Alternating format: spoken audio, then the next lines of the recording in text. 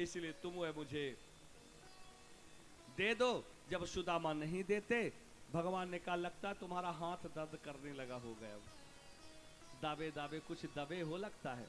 भगवान निकालते हैं उसे बड़ी जोर से, और क्या करते हैं, जबरदस्ती भगवान ने स्वयं जहार किम इदमिति पृथुक तंडुलानो, भगवान ने उस तंदुल की जो पोटली सुदामा दाब रखे थे, भगवान ने उसे बाहर निकाल लिया। सुदामा देखते रह गए। भगवान ने जब उन चावलों को देखा तो भगवान को याद आ गई सुशीला की उस संदेश की, जो उन चावलों में दिखाई दे रहे थे कि एक माह दुई पक्ष में दुई एकादशी होए, मेरे घर गोपाल जी सदा एकादशी। भगवान ने तत्काल क्या किया, इति मुष्टिम स्रकत जगध्वा द्वितीयम जग्म माधदे है।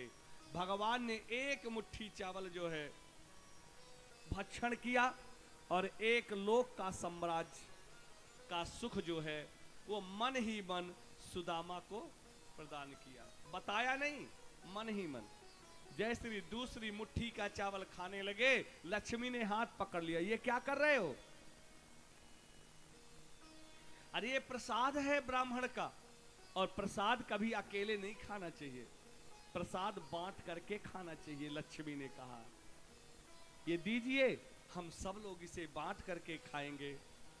और इस प्रकार से जो है भगवान ने मन ही मन एक संदेश दे दिया कि एक माह द्विपाख में दुई एकादशी होनी थी सो हो गई, अब नहीं होनी होए, भाभी तेरे भवन में अब नित्य द्वादशी हो।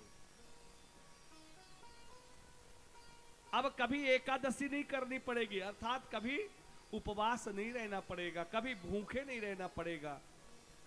इस प्रकार से भगवान देते हैं और बताते नहीं है भगवान। सुखदेव जी महाराज अयोत्रानंदन परीक्षित से कहते, राजन इसके बाद भगवान जाने के लिए तैयार होते हैं, सुदामा जाने के लिए तैयार होते हैं। भगवान सुदामा का तिलक करते हैं, और जब तिलक करते थे क्या देखते कि सुदामा के मस्तक में, सुदामा के भाग्य में श्री छया लिखा है।